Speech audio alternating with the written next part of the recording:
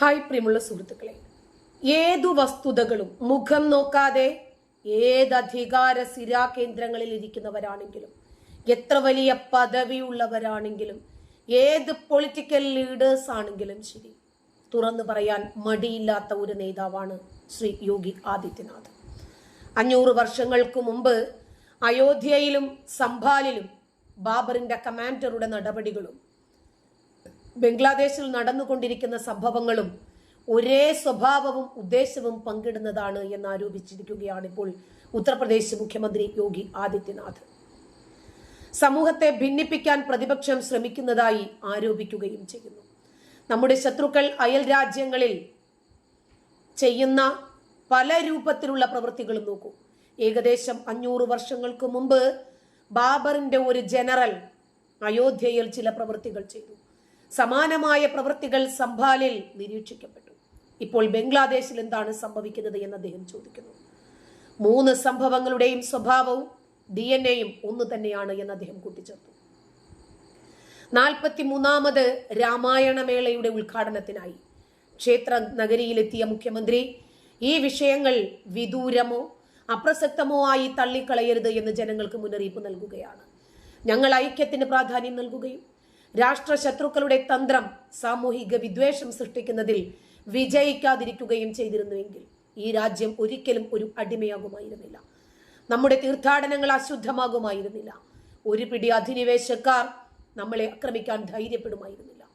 ഇന്ത്യയുടെ ധീരരായ സൈനികരാൽ തകർക്കപ്പെടും അദ്ദേഹം കൂട്ടിച്ചേർക്കുകയാണ്. ഉത്തർപ്രദേശ് മുഖ്യമന്ത്രിക്ക് നേരെ പ്രതിപക്ഷം വെടിയുതിർക്കുന്നുണ്ട്. അദ്ദേഹം വിഭജന രാഷ്ട്രീയം നടത്തുകയാണെന്നും തെറ്റായ വിവരങ്ങൾ നടത്തുകയാണ് എന്നും ആരോപിക്കുമ്പോൾ ഒരു വസ്തുതകളും ഇതുവരെ യോഗി ആദിത്യനാഥ് പറഞ്ഞതിനെതിരാണ് എന്ന് തെളിയിക്കാൻ പ്രതിപക്ഷത്തിന് സാധിച്ചിട്ടില്ല. ആദിത്യനാഥിന്റെ പരാമർശത്തെക്കുറിച്ച് അഭിപ്രായം ചോദിച്ചപ്പോൾ അദ്ദേഹത്തിന്റെ ഭാഷ ഒരു മുഖ്യമന്ത്രിയുടേതല്ല എന്ന് മാത്രമാണ് കോൺഗ്രസ് MP താരിഖ് അൻവർ പറയുന്നത്.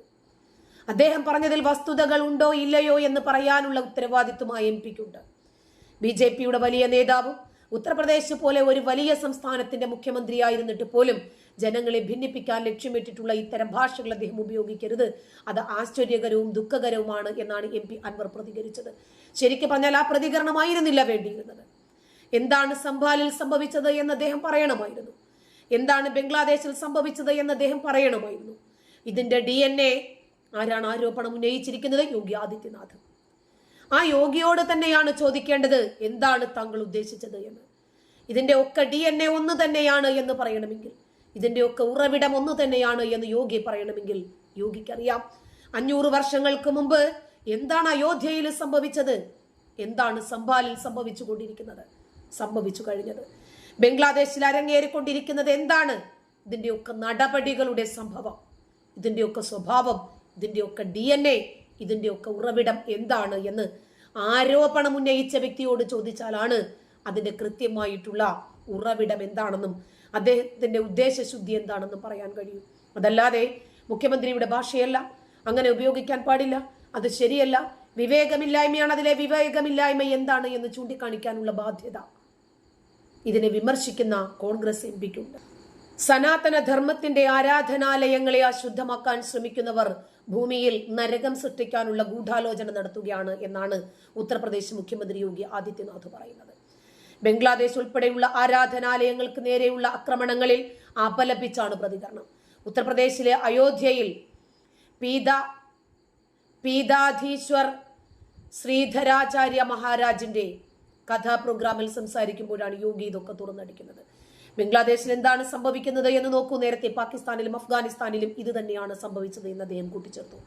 രാജ്യത്തെ സനാതന ധർമ്മത്തിന് അഭിമാനമായ സ്ഥലങ്ങൾ നശിപ്പിച്ചവർ ആരാണെന്നും അവർ എന്തിനു വേണ്ടിയാണ് ഇത് ചെയ്തതെന്നും എനിക്ക് ചോദിക്കാൻ ആഗ്രഹമുണ്ടെന്നും പ്രസംഗത്തിനിടയിൽ മുഖ്യമന്ത്രി ചോദിച്ചു. ബംഗ്ലാദേശിലെ ഹിന്ദു മതകേന്ദ്രങ്ങൾക്ക് നേരെയുണ്ടായ ആക്രമണത്തെ പരാമർശിച്ച അദ്ദേഹം ഇത് ഭൂമിയിൽ നരകമുണ്ടാക്കാനുള്ള ഗൂഢാലോചനയാണെന്നും പ്രതികരിച്ചു. ലോക സമാധാനം സ്ഥാപിക്കാനുള്ള ഏകമാർഗം സനാതന ധർമ്മമാണെന്ന് മുഖ്യമന്ത്രി പറഞ്ഞു.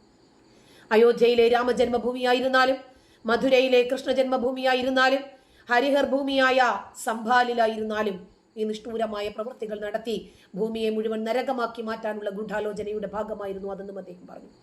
ക്ഷേത്രങ്ങളെ അശുദ്ധമാക്കിയവരുടെ വംശപരമ്പരയും മുൻഗാമികളും പിൻഗാമികളും നശിപ്പിക്കപ്പെടും അദ്ദേഹം കൂട്ടിച്ചേർക്കുകയാണ്. അയോധ്യാധ്യാമിൽ നടന്ന അഷ്ടോത്തർഷത്ത് 108 ശ്രീമദ് ഭഗവത് പാദ പഞ്ച്നാരായൺ മഹായജ്ഞത്തിലും UP മുഖ്യമന്ത്രി പങ്കെടുത്തു. 2019 സുപ്രീം കോടതി വിധിക്ക് ശേഷം 2024 ജനുവരി 22 തീയതി പ്രധാനമന്ത്രി നരേന്ദ്രമോദിയാണ് അയോധ്യയിലെ രാമജന്മഭൂമി ഉദ്ഘാടനം ചെയ്തത് എന്ന് നമുക്കറിയാം. എന്നാൽ ഇപ്പോഴിതാ വൈറലായിക്കൊണ്ടിരിക്കുന്നത് ബംഗ്ലാദേശിൽ ബുൾഡോസർ ഇറക്കിയിരിക്കുകയാണ് യോഗി ആദിത്യനാഥ്. യോഗിക്ക് ചില കാര്യങ്ങൾ ചെയ്യാൻ കഴിയും. UPയുടെ ഭരണാധികാരിയായിരിക്കെ തന്നെ അദ്ദേഹം അത് തെളിയിക്കുകയാണ്. ആ വാർത്തയിലേക്കൊന്ന് പോകാം നമുക്ക്. യോഗി ആദിത്യനാഥിനെ നമുക്കറിയാം, ബുൾഡോസർ ബാബ, ബുൾഡോസർ രാജ് എന്നൊക്കെ അറിയപ്പെടുന്ന വ്യക്തിയാണ്. അദ്ദേഹം UPയിൽ സമാധാനം പുനഃസ്ഥാപിച്ചു എന്നുള്ളതാണ് അദ്ദേഹത്തിന്റെ ഏറ്റവും വലിയ മഹത്വം. തന്നെയുമല്ല, ഈ UPയെ കൂട്ടുപിടിച്ച് ഒരുപാട് സംസ്ഥാനങ്ങൾ ബുൾഡോസറിനെ ഡിപ്പെൻഡ് ചെയ്ത് അനധികൃതമായി കെട്ടി ഉയർത്തിയ കെട്ടിടങ്ങളും ഈ രാജ്യത്തിനെതിരെ പ്രവർത്തിക്കുന്ന ശക്തികളെയും ബുൾഡോസർ ഉപയോഗിച്ച് പ്രതിരോധിച്ചത് നമുക്കറിയാം.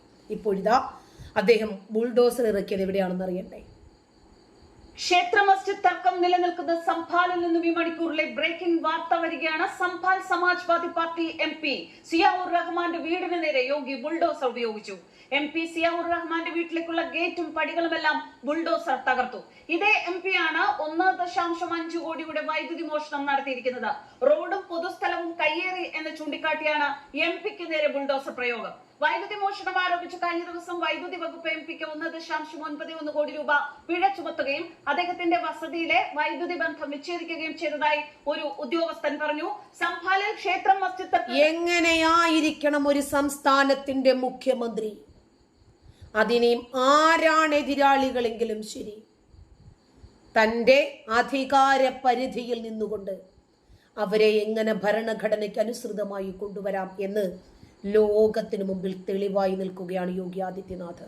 ആക്രമണം നടത്തിയവർക്കെതിരെ ഉരുക്കുമുഷ്ടി പ്രയോഗവുമായി യോഗി ആദിത്യനാഥ് രംഗത്ത് വരികയാണ്. ക്ഷേത്രാവശിഷ്ടം കണ്ടെത്താനുള്ള സർവേ നടത്തിയപ്പോൾ ഒരു വിഭാഗം ആക്രമണം നടത്തുകയും 5 പേർ മരിക്കുകയും ചെയ്തിരുന്നു. 100-ലേറെ പേർക്ക് പരിക്കും, 20 പോലീസുകാർക്കും പരിക്കേറ്റിരുന്നു. നിയമം നടപ്പാക്കാൻ അനുവദിക്കാതിരുന്ന ഒരു പ്രത്യേക വിഭാഗത്തിലെ ആക്രമണകാരികൾക്കെതിരെ ഇപ്പോൾ ബുൾഡോസറുകൾ കൊണ്ട് വീണ്ടും മറുപടി നൽകുകയാണ് യോഗി ആദിത്യനാഥ്. നമ്മൾ ചിന്തിച്ചു പോകുകയാണ്, ഈ സ്വതന്ത്ര ഭാരതത്തിന് ആവശ്യം ഇതുപോലെയുള്ള ഭരണാധികാരികളെയാണ്. കേരളം 1 വർഷമെങ്കിലും ഭരിക്കാൻ യോഗി ആദിത്യനാഥിന്റെ കയ്യിൽ ഒന്ന് കിട്ടിയിരുന്നെങ്കിലെന്ന് ആഗ്രഹിച്ചു പോകാത്ത ദേശീയവാദികൾ ഉണ്ടാകില്ല. സംഭാലിൽ വ്യാപകമായി റെയ്ഡുകൾ നടക്കുകയാണ്. ക്ഷേത്രാവശിഷ്ടം കണ്ടെത്താനുള്ള സർവേ അലങ്കോലമാക്കിയ അക്രമകാരികളെ ഭൂരിഭാഗവും ജയിലാക്കി കഴിഞ്ഞതായിട്ടാണ്. നിയമലംഘനം നടത്തുന്നത് ഏതു കൊമ്പത്തുള്ളവനാണെങ്കിലും ഏതു കൊടികെട്ടിയ കാറിൽ പറക്കുന്നവനായിരുന്നാലും ശരി, തളയ്ക്കണം.